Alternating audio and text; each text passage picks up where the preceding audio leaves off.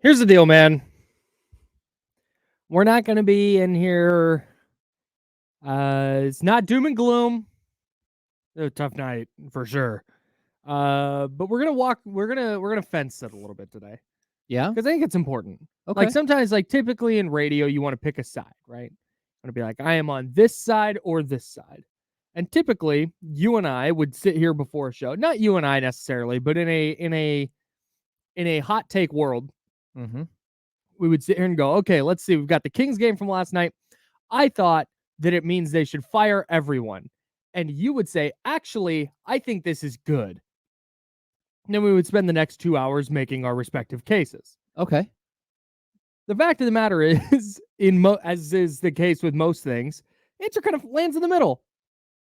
Like last night wasn't a disaster in a vacuum of a 1-game sample. Yeah, it was a disaster. Yeah. And there were poor performances across the board, and we will talk about it. But also, like, zooming out, they're still in a spot where if they beat the Mavs on Friday, they now have the tiebreaker. They gain that game back, and they're right where they were starting Tuesday night. Yeah, I think, Sacramento Kings fans, and like you can fan any way that you want. Like Yes. the sky is falling is like a customary thing because you're so used to your team kicking you in the teeth Mm-hmm. and just saying like, look, like we know you're down, we're gonna kick you harder. Right. So I think there is this reaction that Kings fans have, and I understand it. And I'm watching that game last night, and like I didn't have a good time watching the game. I know there are media members around me that didn't have a good time watching the game, and I I don't want to make excuses. That there's no excuse for the performance that happened last night. Mm-hmm. I will point out because I didn't notice this. So we always talk about 3 games in 4 nights. Mm-hmm. This was the Kings' 3rd game in 4 nights, and which 5th and 7, right? that's the problem. You don't see 5 games in 7 nights anymore at all. Yeah. And this was one late in the season that didn't have to be. Yeah. Like we talked about it yesterday. They could have easily had this game today Mm-hmm. for both teams. It would have been better basketball. But I'm going to guess that that's because of the national television schedule. Yes. And for me, sure, Dallas was on the second night of a back-to-back as well. But what happened in the third quarter was just, you can't let that happen. You got punched in the face. You didn't respond. And then they they just like Ralphie beating up the bully in Christmas Mm-hmm. Story. They just like pounded the Kings into oblivion. Yeah, and it got away from him, man. Yeah. Like you said it. It was a really good game in the first half. Yeah. Luka went for 26, but hit some tough shots, and I thought the Kings actually did a fine job defensively for the most part. Sometimes a player of Luka's caliber is going to hit some shots, whether you play great defense or not. And then in that second half, it was like the game got away from them a little bit. And we talk about letting go of the rope constantly. We It do. just felt like immediately. But Mike Brown brought this up in his post-game press conference, and I noticed this during the game. It was like they got down 10 and went, okay, we need to get it all back on one possession. 3, 3, 3, 3, Right. 3, 3, They 3. They Yes. got out of their offense, and it led to easy buckets for the Mavs, and now all of a sudden 10-point lead is 18, Hero and now ball. 18 is 25. Yes. And at that point, it's over. And I think, and that's where okay, look, again, losing by 36 is bad. Especially at FYI. home. Yeah. At home to a team that is neck and neck with you in the standings. Huge game. Can't national TV. You can't turn in a performance like that. Straight up. But on the other hand, I think and Mike Brown talked about this pregame. He talked about it postgame, where, okay, you're going to lose games sometimes. And what do you take from those? And how do you grow from those moving forward? Mm-hmm. I think there's a lot that you can learn from the notion of like, hey, when a game slips away a little bit and you go from down 4 to down 12 in 2 minutes, like it doesn't, that doesn't mean, oh my God, shoot a 3. Oh my God, throw a full court, cross court, bounce pass on the break instead of just running a 3-on-1 break. Yeah. Like there's all these little things that you can just do better. And frankly, I thought the Mavericks offensively were doing the things the Kings needed to do offensively. Oh yeah, they definitely play Kings basketball.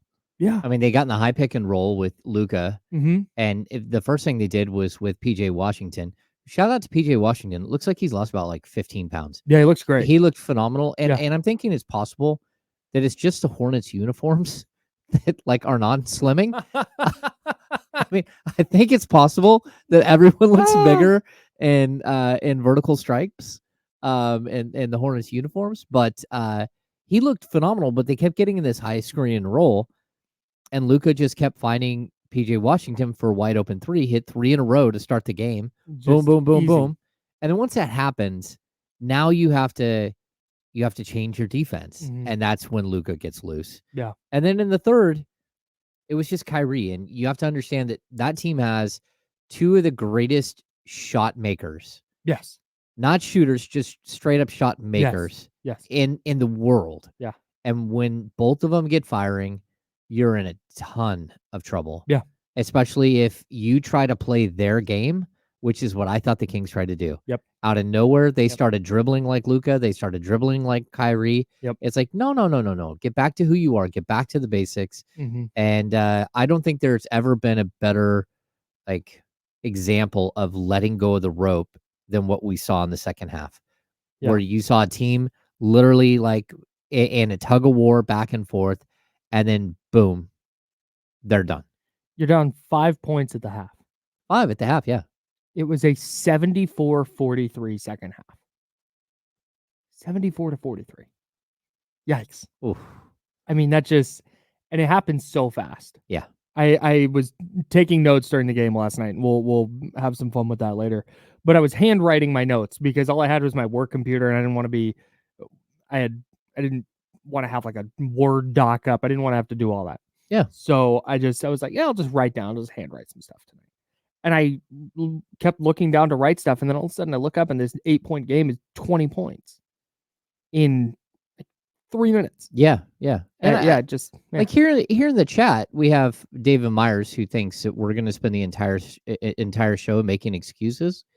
We're not making excuses for they the got Kings. smoked, dog. They got like stomped. Like they didn't show up in one of the biggest games of the year. Like if who did you say this was? David? Lane David Myers' brother, David. David. All right, David. Yeah. Here's the deal, man. They got smoked. They didn't play well enough offensively. They didn't play well enough defensively. Nope. They got outcoached. They missed too many shots. They missed a lot of shots. They gave up too many open looks. I thought the effort defensively, especially in the second half, was not particularly good. The physicality wasn't there. It was bad, dude. If they play like they played last night the rest of the way, they would be lucky to win a game. Yes, I would agree. They will not just, they won't be a playoff team. They won't be a play. They'll be struggling to make the play-in. Right. I mean, if you're going to drop 10 straight 11. games, yeah, the Rockets aren't messing around.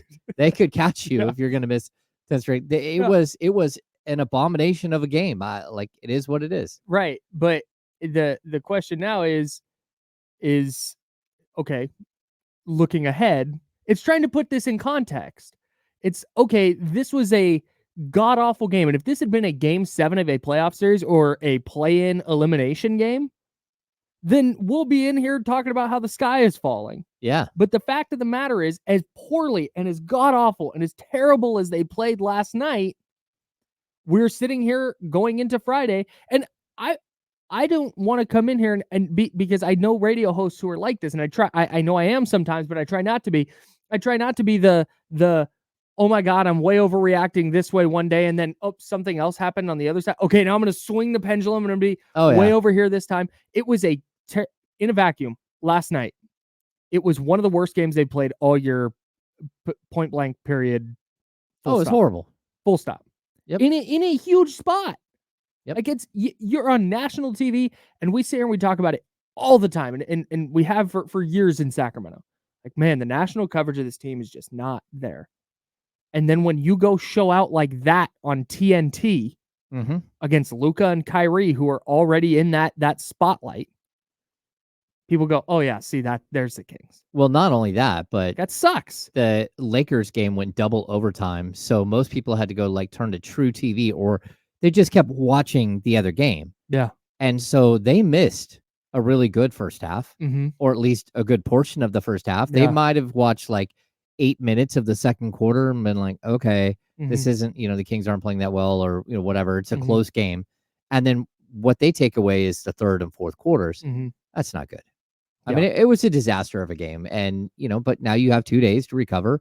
And like, look, the other thing is they still have a 2-1 season advantage on the Dallas Mavericks. That's just it. If last night had been for the season series and they lost it, then the conversation would be much, much different. Yeah, I totally agree. But it's trying to, and that's kind of what we opened the show talking about, was like, it's the difficulty of, okay, you called it an abomination. An abomination. It was. It's a complete crap. That's anything else? This is completely BS. I'm really surprised that you. I was. Scotty Barnes. No, not that one. Not that one. All the other ones. All the other ones. Scotty Barnes had nothing to do with this one. No, it was. It's ridiculous, and we're tired of it. We are. The board is just talking for itself Sorry, at this point. I didn't even click that one. Yeah. No, and that's it's trying to wrap our arms around that, and we'll continue discussing last night's game and some of the things that went wrong. I have a list of things that I thought went particularly poorly for the Kings. Okay.